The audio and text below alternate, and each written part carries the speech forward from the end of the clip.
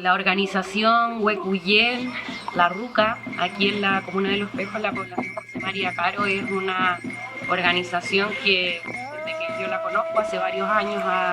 tiene sus puertas abiertas a la comunidad y donde yo creo que se logra generar un espíritu de comunidad, de lo colectivo, de escuchar al otro, de también abordar la parte espiritual desde una como visión distinta a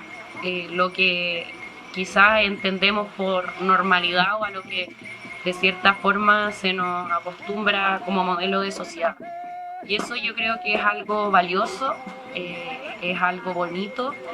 y qué ganas de que